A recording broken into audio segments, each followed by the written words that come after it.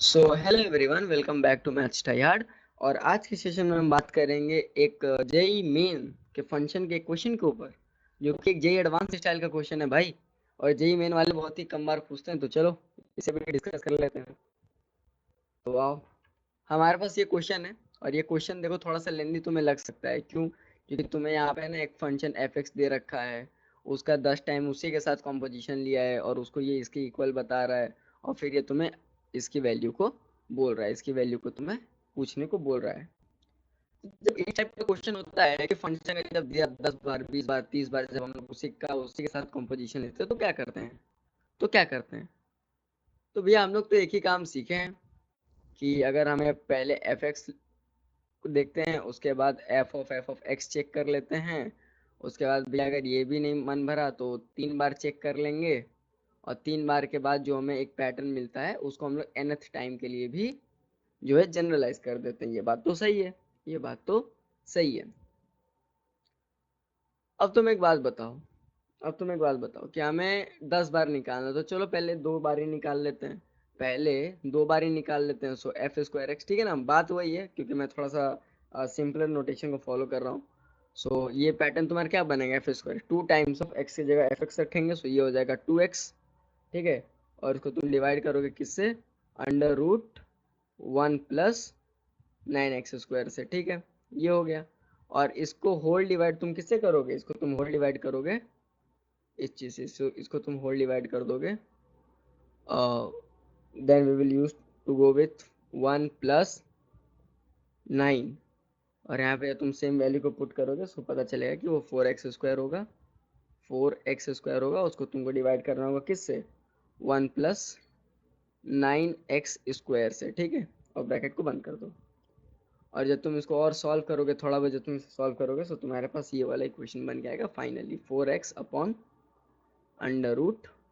और जब तुम इसे सॉल्व करोगे, then you will come to know 1 + 9 into 5x² into 5 of x²। ठीक है, ये तुम्हारा f²x की वैल्यू है। एक काम करो कि भैया f²x से तो कुछ पता नहीं चला, f³ निकाल लेते हैं। एक काम करो, वही काम को यहाँ तुम करो, f³ निकाल लो। जब f³ निकालोगे, तो 3 बार पुट करने की जगह तुम एक काम करो ना, f² वाला x ही वहाँ x की जगह पुट कर दो। भाई बात तो सेम हुआ ना, जैसे मैं क्या बोल रहा हूँ यहाँ पे, इसका मतलब क्या हुआ? इसका मतलब तो ये हुआ। तो तुम्हें इसकी वैल्यू तो पता है ना, तुम इसी की वैल्यू को यहाँ उठा के रख दो। तो तुम 3 बार क्यों डालोगे? 3 बार डालोगे तो बहुत ही ज्यादा लेंदी नहीं हो जाएगा क्या? तुम ऐसा फील नहीं होता है भैया लेंदी हो जाएगा? एकदम लेंदी हो जाएगा यार, उतना लेंदी करके क्या करोगे? बाकी क्वेश्चन में तो अटेम्प्ट करने, वैसे भी जेई वाले आजकल बहुत ही लंबा पेपर बना रहे हैं। तो ठीक है भैया, 2 रखेंगे और उसके बाद वही वाला इक्वेशन पुट कर देंगे। तो ये इक्वेशन क्या है? 4x है। ये इक्वेशन है 4x, और उसको तुम्हें फिर डिवाइड करना पड़ेगा किससे? 1 क्या पूछा है तुम्हारा? 1 + 9 5 45 x²। ठीक है, 45 x²। सो यहाँ हो जाएगा 1 + 45 x²। ये हो गया, ये हो गया। ठीक बात है भाई। इसको तुम होल डिवाइड कर दो किससे? भैया अंडर रूट तो सेम ही रखेंगे ना हम लोग, बस x की जगह उसको रिप्लेस कर देंगे f²x से। तो यहाँ हो जाएगा तुम्हारा 1 + 9।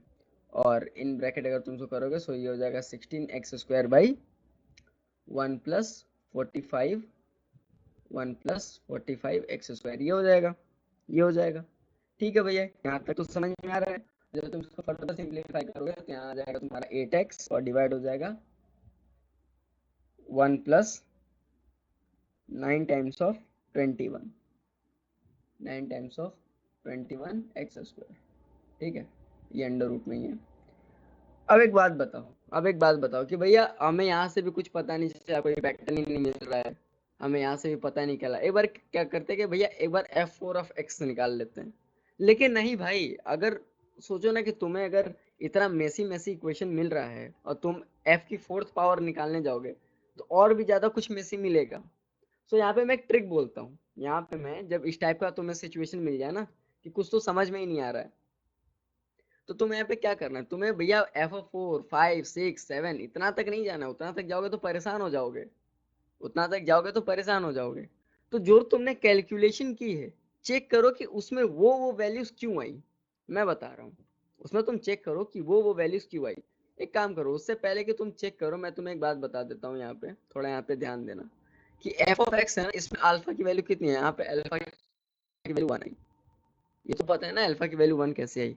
अब थोड़ा एफ स्क्वायर एक्स, यानी इस चीज को तुम एनालाइज करो, इस चीज को तुम एनालाइज करो। मैं बता रहा हूँ किस तरह से एनालाइज करते हैं। देखो एक बात ध्यान दो भैया, इतना मेसी सा इक्वेशन बन गया, इतना मेसी इक्वेशन बन गया, कुछ तो चेक करना पड़ेगा ना।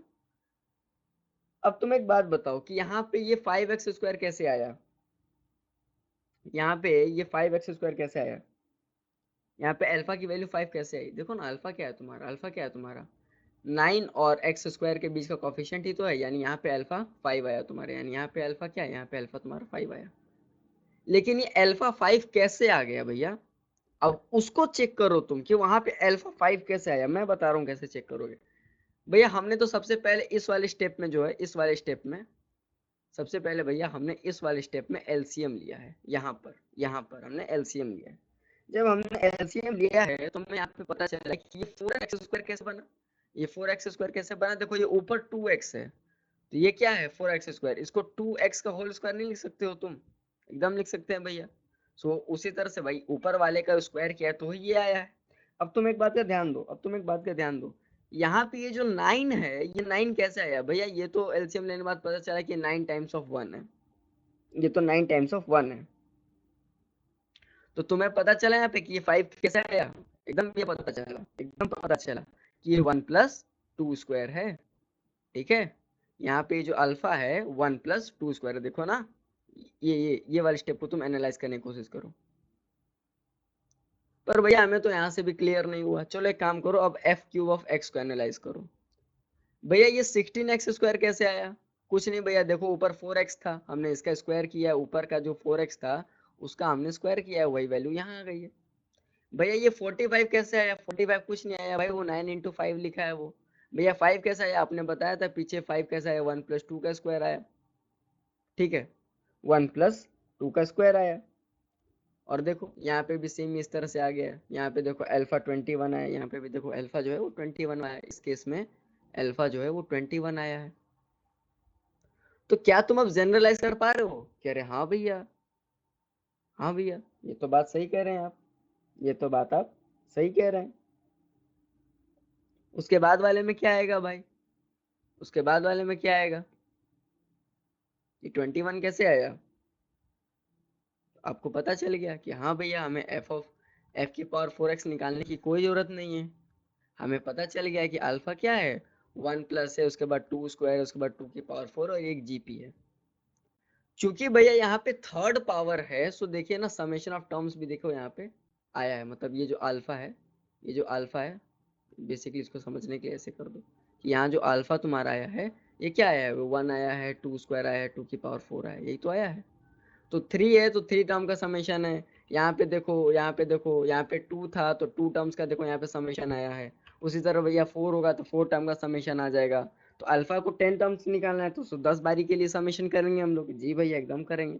तो जब ये जीपी है जिसका a=1 है, a=1 है, एक काम करो, और कॉमन रेशियो जो है वो स्क्वायर है, 2 है, इसको तुम वो कर लो, इसको तुम ऐड कर लो। जब तुम इसको ऐड करोगे तो तुम्हें पता चलेगा भाई, जीपी का इक्वेशन लगा दो यहाँ पे, 2² की पावर 10 - 1 हो गया, और उसको डिवाइड कर दो किससे, 4 - 1 से, 4 - 1 से।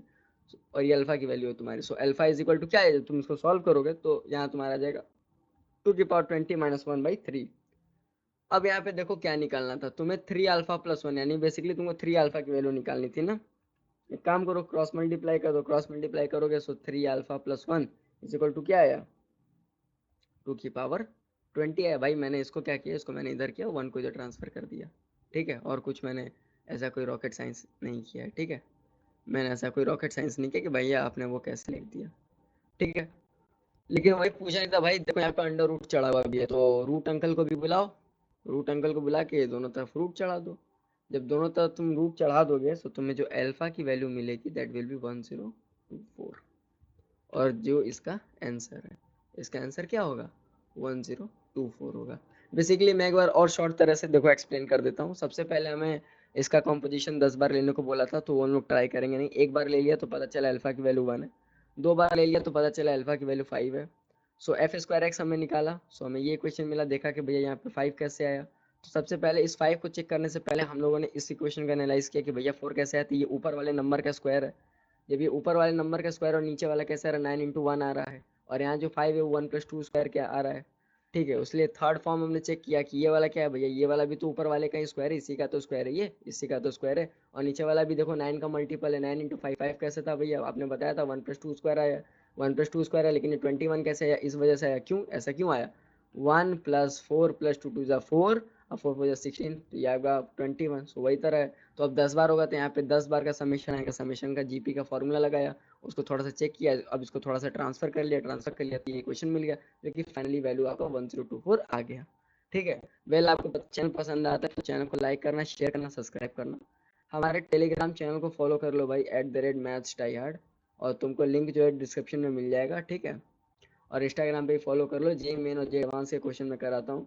Brain twisting question smart technique और ब्यूटीफुल लॉजिक के साथ करना है तो मैथ्स टाई हार्ड पे बने रहना है। तब तक के लिए bye bye, keep learning and keep explore.